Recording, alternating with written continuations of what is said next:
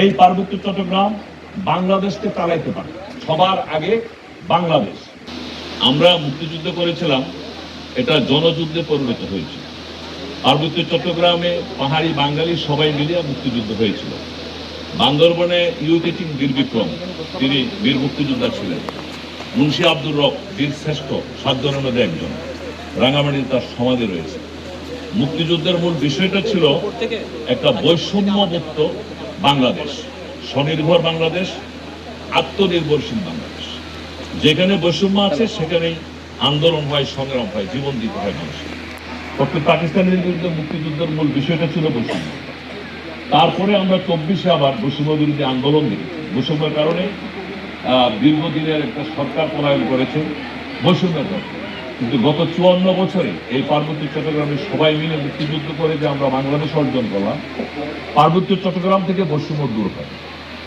বান্দরবন জেলাটা পার্বত্য চট্টগ্রামের একটু ব্যতিক্রম জেলা, কারণ এখানে ত্রিদেশীয় সীমানা পিলার বান্দরবনে, মিয়ানমার, ভারত এবং বাংলাদেশ।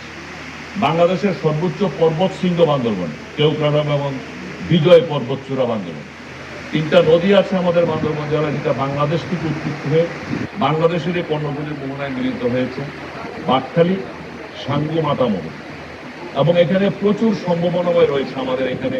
বন্দমপাড়া যদি বলি, বগালেক যদি বলি, চিনবুক বলি, নীলাচল বলি, নীলগিরি বলি, আপনার বনপ্রপাত রয়েছে এখানে, আলির সুরঙ্গ রয়েছে এখানে, মিরিঞ্জা ভ্যালি রয়েছে এখানে, প্রান্তিক লেক রয়েছে এখানে। এখানে বিভিন্ন প্রায় 13টা সম্প্রদায় নিয়ে আমরা হাজার বছরের বন্ধুসুলভ সহ অবস্থা নিয়ে সম্প্রীতির বান্ধব। তো যে বৈষম্য আমরা শিকার হয়েছি, সেই শিকারটা হলো 97 সালের 2 ডিসেম্বর, যে অসম চুপ হয়েছিল, খুনিকে পুরস্কৃত করা হয়েছে। এই পার্বত্য অঞ্চলে 36,000 বাঙালিকে শহীদ করা হয়েছে, খুন হয়েছে। অনেক নিরীহ পাহাড়িকে গুলি করে হত্যা করা হয়েছে। 1000 সেনা সদস্য এখানে শহীদ হয়েছে। এই সন্তুল আরমা তার বিচার না করে তার গাড়িতে 30 লক্ষ শহীদের বিনিময়ের লাল সবুজের পতাকা দিয়ে তাকে পুরস্কৃত করা হয়েছে, যার কারণে এখন এই শান্তি সম্প্রীতি এসে বিনষ্ট হচ্ছে।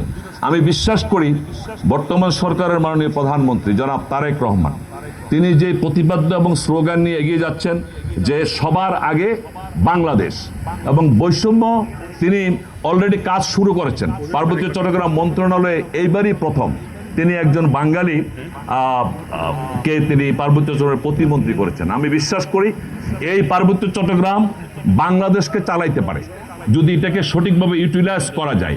এখানে বনজ সম্পদ রয়েছে, কাপ্তাই লেকের মাছের সম্পদ রয়েছে, গাছ রয়েছে প্রচুর, পাথর রয়েছে প্রচুর। এখানে ছোট বড় মাঝারি অনেক শিল্প কারখানা করা যায়। একটা শিল্প কারখানা পার্বত্য চট্টগ্রামে হয় নাই সন্ত্রাসীদের কারণে। কোনো শিক্ষা প্রতিষ্ঠান পর্যন্ত এখানে করতে দেয় নাই সন্তুল আরমা, কলেজ বিশ্ববিদ্যালয় কোনো কিছু করতে দেয় নাই। সুতরাং বেকার সমস্যার সমাধান করে দেশকে স্বনির্ভর আত্মনির্ভরশীল করতে হলে জনাব তারেক রহমানের নেতৃত্বে এখানে মিল ফ্যাক্টরি করতে পারলে আমরা ইনশাল্লাহ আশা করি বৈষম্য থেকে দূর হব। আজকের এই দিনে দেশ টিভিকে ধন্যবাদ জানাই। এখানে উপস্থিত রয়েছেন 300 নং আসনের মাননীয় সংসদ সদস্য নির্বাচিত, উনিও দীর্ঘদিনের এই পার্বত্য চট্টগ্রামের মানুষকে জানে। উনিও আশা করি আমাদের সকলকে নিয়ে দেশের সাথে মূল সাথে এই পার্বত্য চট্টগ্রামকে উনি উন্নয়নের ধারাবাহিকতা নিয়ে এগিয়ে যাবেন এবং বৈষম্যমুক্ত বাংলাদেশ করবেন।